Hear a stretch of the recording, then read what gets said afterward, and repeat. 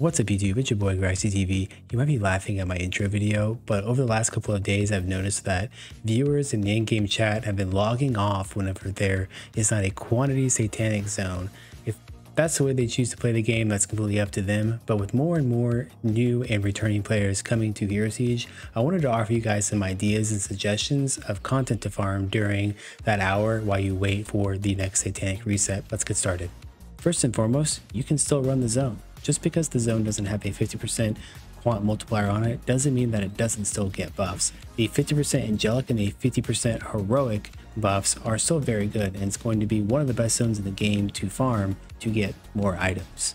If you haven't leveled an alt character yet this season, this could be a great time to do that. If you have any friends that can power level you, they can actually get you from level 1 to level 100 within this 1 hour time period by using the Satanic Zone to give you insane amounts of XP.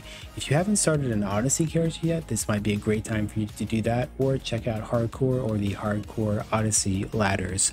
Among the same discussion, there is the class overviews on the Discord. You can go check all that out if you're looking for some inspiration for a new class. If you wanted to do some boosting services, this would be a great time to do that as well. Instead of asking your friends to boost you, you would be the person going into Discord and saying, hey guys, I'm offering boosts at 1 million or 2 million, whatever the cost is that you would like to put on that to boost them from level 1 to either 2 hell, or a lot of people do level 1 to 100 for a certain price, just to, obviously give themselves a little bit more incentive for doing it. It's not going to be the most gold per hour, but again, it's better than logging out. If you haven't done all of your quests yet, this is a great time to catch up on any quests that you're missing, because those do give you some rewards. There are some of those rewards that are high runes, so definitely worth doing all of your quests. If you haven't finished all of your mining, this is a great time to go teleport around or spin around and get all of your mining completed, so that you can be sure when you're in zones and farming these 500 quant zones that you will have your Tarthium ores all ready to go and you'll be able to mine those nodes. One of the most popular downtime strategies this season is Shadow Realm farming. That's where you and 4 players will get together and rush your zones looking for the Shadow Realm. When you find it, you will TP everybody in. You'll complete the Shadow Realm, grabbing as many dimensional shards as you can, checking the vendor, making sure there's no angelic keys or high value items there. If you have enough dimensional shards, you can also go kill the Uber Reaper for a chance for your party to get a Torch of Shadows, and that is a very, very lucrative option right now. Torches are very, very expensive. Depending on which ones you roll, especially for some of the more meta classes. If you haven't had a chance to check out any of the Chaos Towers, kind of the same thing. You and a group of 4 players can rush through looking for Chaos Towers. If you get to the very end of that and you kill King Rakul, he does have some boss specific drops that you can only get from him.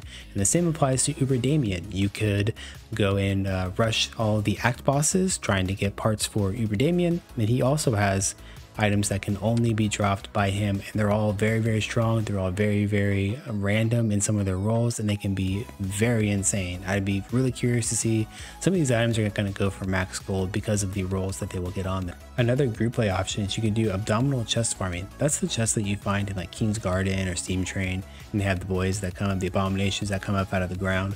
Those chests actually did get buffed this season. Same thing for Unstable Rifts. Unstable Rifts give a 1.5 times the XP, as well as they have a 200% magic find multiplier on them. So those could be some options as well. You could go while you're rushing for your Shadow Realm, you're rushing for the Abdominal Chest, you see an Unstable Rift, could be a good time to go and do that with your party. One really important option that I don't see anybody doing is relic farming. Relics are super powerful. They can go up to level 10 this season, making them even stronger than they were last season. Do not forget about your relics. If you're in a bit more of a gambling mood, you can go to Act 6, the Dawn's Chapel, and pop in a ruby key to the left, run in there. There's a chance to spawn between 3 and 5 chests. All of them have 1500% magic find. I see a lot of people have a ton of money in their stash and they don't even know it, and they're like, oh, I only have 5 million gold, I've been playing for 2 days. No, you don't. You have a lot more than that. You just don't know it because you haven't put anything up on the auction house in 2 days, because you've been blasting these 500 zones, and when you're not blasting these 500 zones, you're logging out. Okay, so get your trades completed. This will conclude my list of things to do during the 500 quant zone downtime. If you have any other suggestions, feel free to put those in the comments down below. If you like Hero Siege 2 content, Be sure to like and subscribe to the channel. I will be posting a ton of content for Hero Stage 2 going forward. Tomorrow morning, I do believe we're doing Play Doctor leveling, and I will have a guide up for that soon. So be sure to look out for that video. If you have any other questions, be sure to leave those down below, and I will see you guys in the next